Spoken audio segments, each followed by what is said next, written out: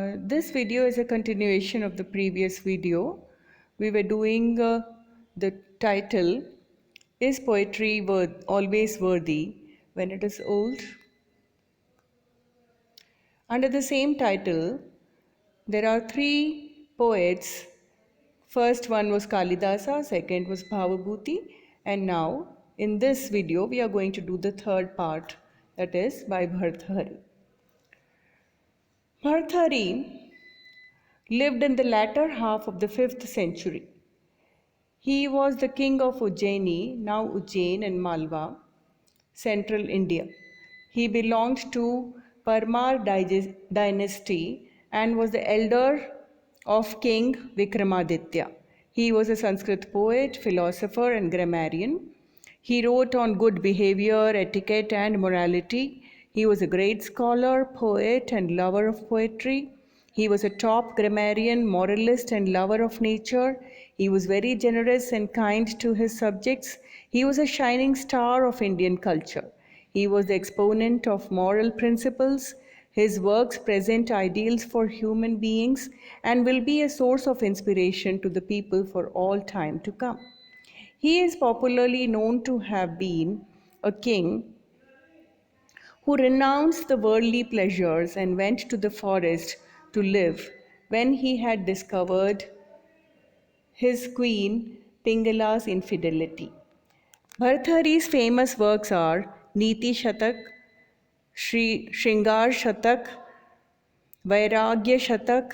Niti Shatak contains 100 verses on ethics, Shringar Shatak contains 100 verses on love, and Vairagya Shatak contains 100 verses on renunciation.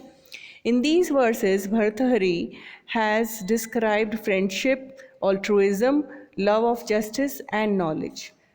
Disease, old age, and fear lead us to renunciation. The inner joy is the real joy. The worldly pleasures are ephemeral. The language of Bhartrhari's verses is lucid and have effective beauty, which we are going to see in the poem, which I am just going to read out for you.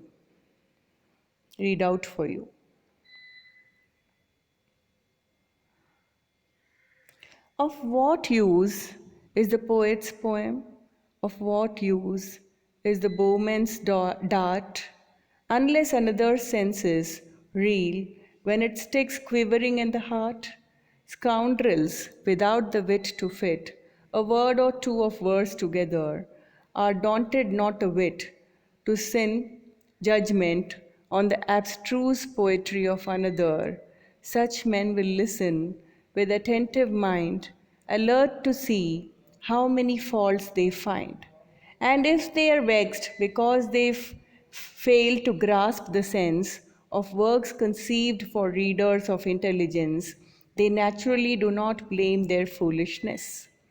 A girl who is less than perfect always blames the dress. A man lives long who lives 100 years, yet half is sleep and half rest again, old age and childhood. For the rest, a man lives close companion to disease and tears, losing his love, working for other men. Where can joy find a space in this short span? Do not go, I could say, but this is inauspicious. All right, go is a loveless thing to say. Stay with me is imperious.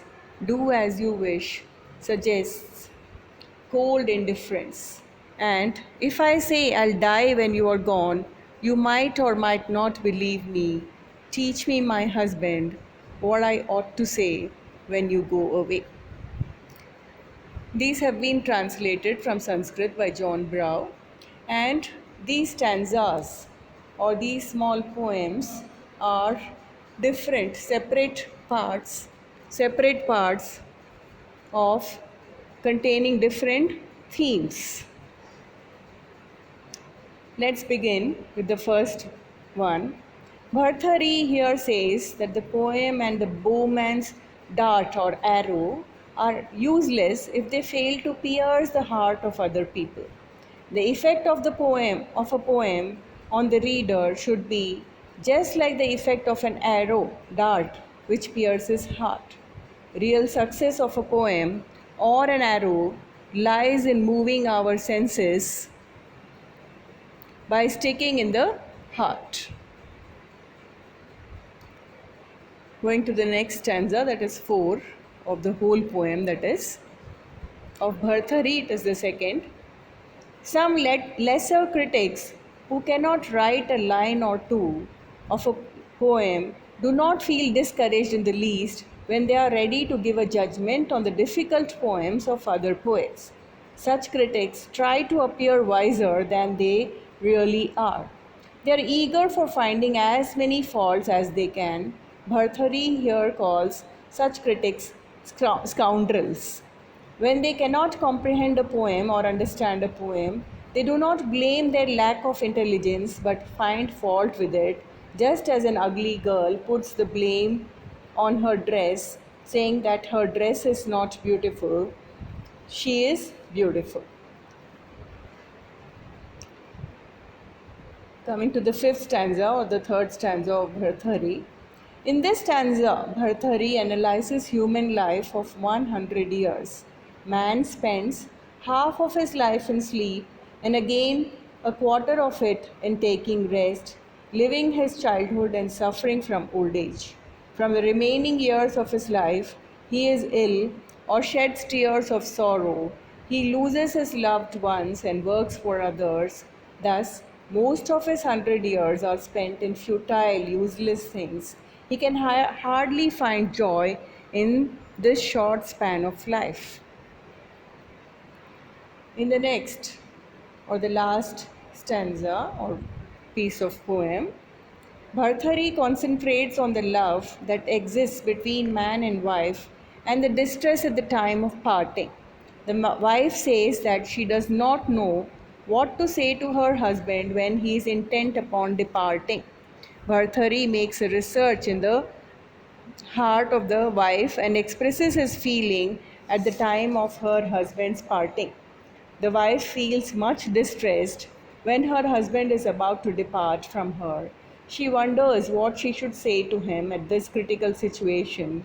She uses 5 different options to say to her husband at the time of his departure, and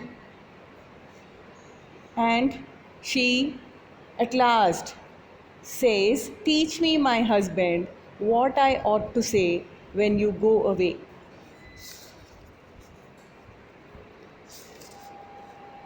This, in this stanza, the wife is distressed at the probability of her husband parting. The wife can tell her husband not to go, but that appears inauspicious. If she says, "All right, go," that shows her lack of love on her part. If she says, "Don't go, stay with me," that is something imperative on her part, commanding, that is. Again, the expression "do as you wish" suggests cold indifference, as if she does not care for him. Another option for her to say, "I will die when you are gone," but it is quite probable he may not believe her. Ultimately, she asks her husband to teach her what she should say when he is departing from her. I hope you have liked these beautiful pieces of poetry, and I hope you will look at the glossary given below and see the meanings for difficult words. Deride means to laugh at someone or something in a way which shows you think they are ridiculous. Ridiculous means funny or of no value. Daunted not a wit means bit, not discouraged in the slightest. Abstruse means poetry which is difficult to understand. Poetry or anything which is difficult to understand. Hope you have had a good time. Thank you.